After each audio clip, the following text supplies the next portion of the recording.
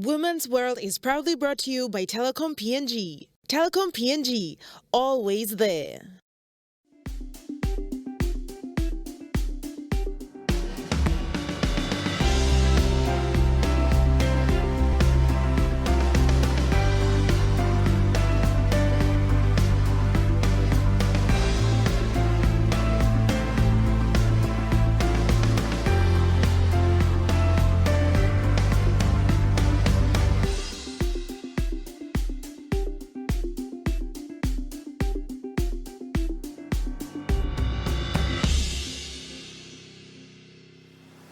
It is quite empowering to know that we have strong, intelligent and hardworking women among us within our communities, also within our countries, who are doing tremendous work to contribute towards the development of our people, especially for themselves as individuals. What better way to recognize their efforts than through the Westpac Wow Awards? Hello, I am Miriam Rakone and welcome to this episode of Women's World, where I will be sharing with you inspirational stories from the awardees of the Westpac Wow Awards and the tremendous work that they have carried out within our communities. The 12th Westpac Wow Awards was held on the 10th of March this year, an extravagant event which annually recognizes the achievement of Papua New Guinean women who have and are contributing tremendously to the development of our country through the various works they carry out. The awards are awarded to nominees that fall under 7 categories, namely the ExxonMobil Public Sector Award, Young Achievers Award, the Sports Award, PricewaterhouseCoopers Private Sector Award, SP Bury's Entrepreneur Award, and the Not-for-Profit Award. The Westpac Wow Awards is for all women in all parts of the country of all ages, educational background levels, and from all professional walks of life. I'm Raylance, Mesa, 24 years of age, and I'm from a mixed parentage of East New Britain and Morobak. And I recently graduated from the Papua New Guinea University of Technology with a bachelor's degree in architecture, and I currently work with ExxonMobil. For the Westpac Wow Awards, I was fortunate enough to receive 2 awards, the first one being the Young Achievers Award, and the second one as the overall Westpac Women of the Year Award. Yeah, so this was after or in follow-up with one of my friends nominating me for the Westpac Women Award by the name of Len Awinu. So I see that he believed in me for the work that I do. So I actually carry out community projects, community work in various different communities, as well as in schools as well, around Lake City, because I grew up in Lake. And yeah, so basically, going into rural communities and helping to build their lives and like advocating for change and stuff like that. But one of the community that really stood out of the rest was the Tami Island community, which is my home village. So Tami Island is an island outside of Finchafen or Morobak province. So basically, what I was doing was trying to impart a change to the community, like looking at it like there's an imbalance in society, in a sense that in more urban areas we have we're fortunate enough to have so many access to different things, and like for example our education level, the services that we receive, as well as other advantages as well. Unlike for people in rural areas, they're less fortunate in the sense that they have limited amount of resources to help sustain their lives in a growing modern society like what we as Papua New Guineans are trying to live up to. So basically I started when I was still in high school, about 6 years ago. So we, with the help of a couple of my friends and my family, we started carrying out awareness in the community. We took out like a weekend trip, and we did awareness and advocated to the community, basically teaching them everything and anything that we knew about, like in corruption, bad leadership or good leadership, for example, transparency and how to manage communities, and also human rights and the importance of education, as well as climate change, which was one of the major concerns of the community, because they weren't really aware of what was happening in their community as well. So basically we were educating or making known of what it's unknown to them. Yeah, so that was it all started with just an awareness. Raylance has done tremendously to educate her people back home of the realities that exist around the issue of climate change and how to lessen the effects, especially on her island home of Tami. At the primary school, or not the primary school, but there was a school on the island, and it was a community school. And there was a problem that gave me like a flag. So it would be like, I met a student who was 25 years old doing grade 5. Like in our right minds, 25-year-olds already working. I mean, in this society, this posed like a problem. So I investigated more, trying to find out what was actually happening. So I came to realize that there weren't enough teachers, there weren't enough classrooms, there weren't enough desks, there weren't enough books. So there's lack of resources in that community school. And it was still a community school in 2013, that time when I started. So one of the major things that we worked on was we were trying to build the school, because I advocated to the people that education is important, and if we stress on education, getting our people educated, we can bring change to our communities, in our families, and so forth.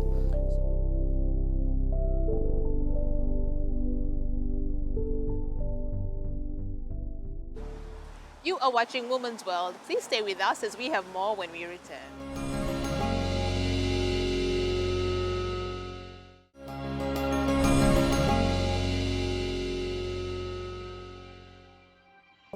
Morobe province or Morobian societies are mostly patrilineal societies, and women are said to, sit back and listen, and men are just, it's only the men that are always involved in the decision making and even in talking or like doing other things in the community as well. So for me to, get there and stand out there, at first it was a challenge, but having to gain the respect from the community and the people themselves, I think it's a challenge, but I was able to overcome it as well. I'd love to travel to as much country as I could in the world, but the country that I would choose is Papua New Guinea itself, because I still need to explore, I really want to explore like the different parts of the country and the cultures, because in itself it's so unique, and with different cultures, different environmental conditions, and different people, it's like everywhere you go you meet lovely and loving people around, and I want to get to really understand like how people are like in my country and the culture itself, and just going out there, because I was given the opportunity to represent Papua New Guinea in a number of events before, which had posed this challenge that I'm representing my country. What do I know about my country? What can I bring to my country? So if I was to choose any country in the world, I'll go for Papua New Guinea. My favorite dish is a traditional dish, and it's from the Morobian coastline. It's called tong tong, but they do it with breadfruit and coconut milk. So I love it with fish, and so that's the dish I'd go for. I have a lot of female role models, but there's one that stands out, and that would be my mother. Her name is Jenny Warmang Mesa, and the reason being why I chose her is that ever since I was a child and growing up, she's always been the role model. She's always been the one I look up to. And, the challenges that she faces every day, the strength and the courage that she has, it inspires me to push on a little further than she had. And, she taught me almost everything that I know, of being content, of being, having a heart for someone, having to work hard and, persevere and actually achieve your dreams at the end of the day. And not forgetting that, there are other people around you, to be considerate about them and all that. So basically my female role model would be my mother. For me personally, my hope for women Papua New Guinean women is to see more Papua New Guinean women being educated, like well educated in some sense, and getting out there and pursue their career or their dream career or whatever they want to do, whether it be like graduating from university or a technical school, as long as they're educated to a level that they'll be able to provide for their families. As like, for example, I've seen in like the gradual increase in women graduating from like universities, like in the last 10 years and looking now, we've come a long way, but we still have a long way to go. Yeah, so basically my dream would be, or like, yeah, to see more Papua New Guinean women like going out there and taking those responsibilities. We belong to every society and we pose no marks on ourselves to be seen differently. We belong to every society, we belong to every levels of the community, whether it be the highest or the lowest. Whatever dreams that we want to achieve, let's strive for it. We push on like with hard work and perseverance. I know that we can achieve like whatever we want to do as long as we do it with our hearts. Thank you for staying with us. You are watching Women's World. Next up, we have a young 20-year-old who hails from the East Sepik province and was last year's Young Achievers Awardee of the Westpac WOW Awards. Crystal, a self-taught software engineer, co-founded a company at the age of 15 and is also the developer of the Bilumness app, an app which is an online platform that connects local weavers of bilum, traditional shoulder bags, directly with buyers locally and overseas. The app aims to rid the middleman practice who at most times through an increase in markup, market of goods with increased prices to buyers. For those of you who don't know me, my name is Crystal Kewe. I'm 20 years old and I come from East Sepik province. I come from a beautiful small island called Wallis Island. I am the owner and co-founder of Kryzen Technology Limited. It's a local and national software company. Basically, we specialize in developing web applications, desktop and mobile apps. But recently, we've expanded our services into cybersecurity and digital transformation. So working on some exciting stuff on that end. I'm also the founder and CEO of Biluminous. It's an app, or in fact, it's a platform that helps to index, profile, and market the stories and arts and craft of local traditional artisans. And we've started by piloting the application using Bilums, and we did that last year during the APEC Leaders Week. It was a success, and we're building up on that. I am crazy about all things software engineering, computer science, maths. I'm an aspiring physicist. I highly value the power of the mind, and I see my life as a complete example of that belief, and that what I do and the things I achieve are a direct result of my belief in what the mind can achieve. I was awarded purposely through my work in my company and how I've contributed to the industry at large. And it was not just in Papua New Guinea, but also within the Asia Pacific. And it was a recognition, the award recognizes individual achievement, but definitely many parts of my work will ultimately impact and affect communities, because I'm also working on some social enterprise projects as well. The WOW Awards recognized a young person like me who showed the science and have had the potential to be who have the potential to be great and to go out and to do great things. And I think they saw me as an inspiration. But I'd like to share with you what happened when I went into the judging. There was a time where the judges would judge you. So I went in and there was I think it was a 15-minute interview or so where they asked me a few questions, etc. And as soon as I walked in, because I was dressed like a male, they thought a man walked in. So all of them were quite kind of stiff and wondering, oh, who's that? Who's that guy coming in? It was only, and then I looked at the ladies and I told them, it's okay, ladies, I'm not a guy. And everyone just relaxed, and there was some calm throughout the room. But anyway, they saw a young woman who was driven and who had goals and ambitions in life, and who went ahead and who invested the time and the energy into developing herself and into achieving those things. So I think they saw that as a great story for a young Papua New Guinean woman, and how recognizing that would ultimately help to inspire many other girls and young women in the country. And it's been demonstrated. The WOW Awards definitely put me on a platform, on a national platform. Importantly, it also gave credence to the work that I do. It adds a lot of substance to it, being recognized on such a platform. But ultimately, it was a recognition of my talents and my potential and also of the actual work that I do in my company.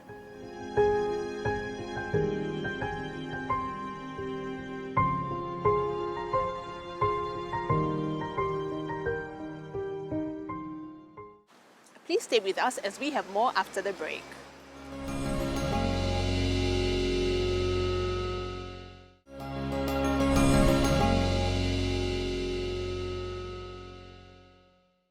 Through such spectacular events, it empowers women in our communities and country as a whole to do more than they have ever imagined. Hence, through the WOW Awards, these women are able to be given the recognition they deserve, also by giving them the extra push they need to continue being light bearers for those around them. Last year in August, I had the opportunity to speak at the PNG Investment Conference in Brisbane. So I spoke about PNG's developing culture of innovation. And for me, at such a young age, still being a teenager, to be talking at such a huge business investment conference in Papua New Guinea. But as a result of that and my connection with Westpac, I've had the opportunity to work in some exciting initiatives. I was already into things like programming when I was before 15. When I was about 12, I started learning how to program, and it was for those who follow my story, they know that it was mostly because of my obsession with video games that I got into programming. But ultimately, I think one way or another, I would have still got into technology because I was always surrounded by that in my house. So my greatest influencer is my father. So he's kind of like a geek as well. His passion is in engineering, but he studied business and he works in business. But he has a deep love for engineering. So I always had computers around the house. He himself does hacking. He programs as well as various other stuffs.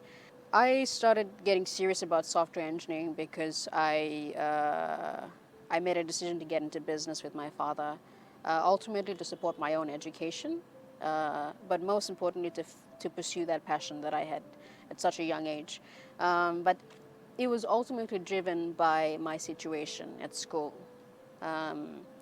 If I was in a better, if our educational system was much better than where it was and where it is today, and if I had the support, especially in school, from my teachers, I don't think I would have left school. I probably would have stayed in school because I was very, by 15, I had a very, very different mindset. At that age, I started listing down all my distractions, and I made up my mind never to get into any of them. I listed my priorities down, and I tried to understand, what am I here to do? What's my purpose? Even at that early age, I started thinking about those big things. So that ultimately shaped my mind, and it got me to get into the right things. So I learned maths, I learned calculus, I learned discrete maths, I learned software engineering, computer science, programming. I learned everything I wanted to learn. And so by grade 10, I basically knew more than what my teacher even knew. But no one recognized that. That's the thing. So I felt kind of abandoned and left behind. Like I was the only one. And when you're the only one, you don't fit in. You don't fit in. When I started off, it wasn't a question of whether I was going to achieve it or not. I knew I was going to achieve it. It was only a matter of time, and that was very much dependent on my level of passion. Because you and I can be passionate about the same thing, but if you're more passionate than I am, you'll achieve it in a much shorter time than me. So being a software engineer involves many different things, but what I'm mostly involved in is the architecturing part of software engineering, where I architect and I design software. So just as what an architect does, they architect the house and the builders go and build the house. So that's what I do. I architect software and my developers develop it. Studying software engineering requires you to develop a certain kind of thinking. Like prior to me learning software engineering, I had a very different mindset. But once I got into the deep end and the intricacies of software engineering, it really shaped my mind, and I started thinking very differently. And as a result of that, I thought very differently outside of my work as well. Like it's basically impacted the way I see reality and how I interact. We all know that Papua New Guinea is a very difficult country to do business in. It's also a country that's lacking the issue of gender equality, especially women working in male-dominated fields. But I don't face the typical stigma that many women would face in the technology or ICT industry. Most of the challenges I face are personal challenges, based on the sacrifices I make and the decisions I make to pursue the things that I see important. I'd like to explore Papua New Guinea. I think there's so much beauty in our country. It's not just the place itself, but it's the people. There's so much about our people that I'd like to know about. I'd like to get into our culture, learn about our languages. So the first country I'd like, I'd still have to live in Papua New Guinea. I wouldn't want to go anywhere. But ultimately, it's all about finding something that you're passionate about, and it's all about having dreams and ambitions in life. I would encourage girls, young women, and also boys and young men that there's a time and place for everything in life, and especially those that are in school now, get your, or wherever in life you are, get your priorities right. There are certain things that you should be doing at a certain age. And so if you're in school, your number one priority should be your education. Your life and the outcome of the decisions you make are ultimately dependent on you. The buck in life always stops with you. Don't necessarily depend, especially to the young ones, don't depend on your parents or the people around you. They give you the opportunities and the chance to get an education, to have a better, livelihood. But, what you make of those opportunities are ultimately up to you, So it's up to you to look at them and tell yourself that I have an opportunity to be better, to make a better life for myself and for my family. So fully focus and put your head down and ensure that you don't waste those opportunities, that you make something of those opportunities. And life is too short. So find something that you're passionate about, focus on it, and when you work hard for the things that you want in life and when you achieve them, it's one of the greatest feelings of satisfaction and fulfillment that you get. I've worked hard for some of the things I wanted, and when I achieved them, I was overjoyed, and there's no other feeling that can replace that. Thank you so much for your time. I hope you have found the stories that have been shared inspiring, because I have. Remember, anything is possible as long as you set your mind and your heart to it. Unfortunately, we have now reached the end of our program. If you believe there is a story you would like to share with us, or if you would like to know more about our program, please contact us through the link that is appearing on your screen now. Also, simply by sending us a message on our Facebook page. Until next time, I am Miriam Rakone. Please join me on the next episode of Women's World.